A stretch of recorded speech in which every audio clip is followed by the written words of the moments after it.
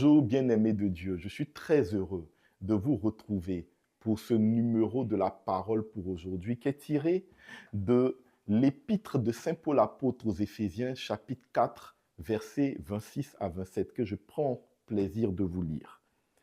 Si vous êtes en colère, ne tombez pas dans le péché. Que le soleil ne se couche pas sur votre colère, ne donnez pas prise au diable. Amen. Ne donnons pas prise au diable. Bien-aimés, aujourd'hui, ce texte nous donne l'opportunité de parler d'un sujet extrêmement important. Le sujet de la sexualité, le sujet de l'oppression, le sujet de la pornographie, le sujet de toutes les déviations liées à notre sexualité et à ceux de nos proches.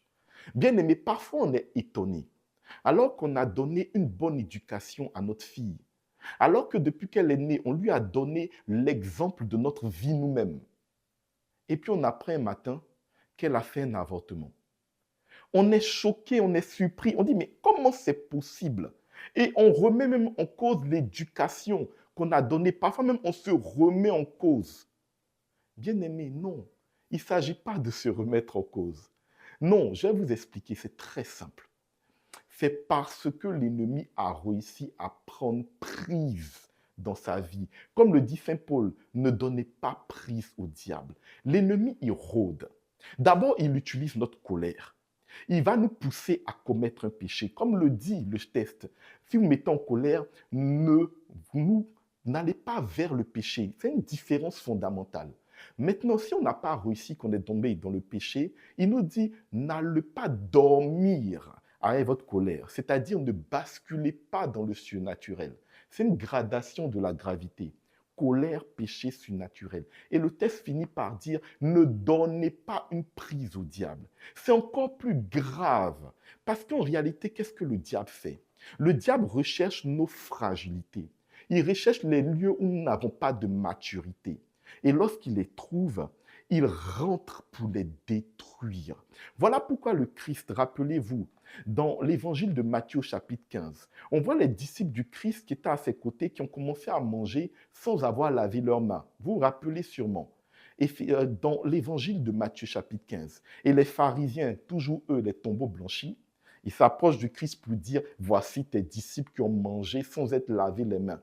Et là, le Christ profite, comme il le fait très souvent, pour ne pas parler du sujet, mais pour parler d'un autre sujet. Et c'est le sujet que l'évangile de Paul, notamment l'épître de Paul, nous parle ici en Éphésiens. Le Seigneur leur dit, ce n'est pas ce qui entre qui nous salit. En d'autres termes, c'est vrai que les mains sales peuvent salir, mais il y a quelque chose qui peut encore nous salir plus gravement que les mains sales.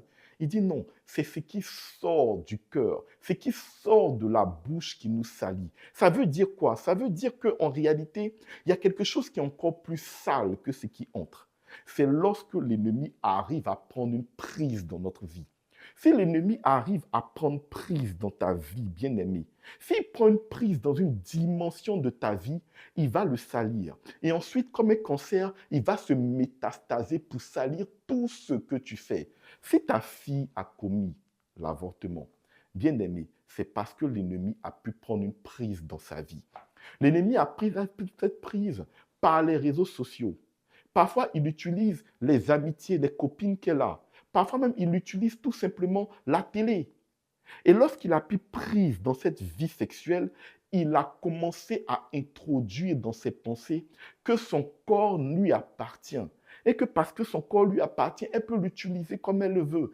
Et aujourd'hui, tu es confronté à cette salissure, à cette souillure. Ce n'est pas ce qui entre, c'est ce qui sort. Il est entré, il a souillé toute sa vie sexuelle et voici ta fille qui est confrontée à un péché de mort. Cela peut aussi arriver à ton fils. Tu le vois un soir en train de regarder des films pornographiques. Tu te demandes, mais qu'est-ce qui s'est passé? Non, c'est parce que l'ennemi s'est introduit dans ses relations interpersonnelles. L'ennemi est entré dans ses dialogues avec ses amis, sur les réseaux sociaux, ses dialogues avec l'intelligence artificielle. Il a découvert un lieu où l'ennemi a pris possession de sa moralité. Et le voici surpris, tu le surprends en train de se masturber, tu le surprends en train de vivre dans la pornographie. L'ennemi a réussi à prendre une prise dans sa vie.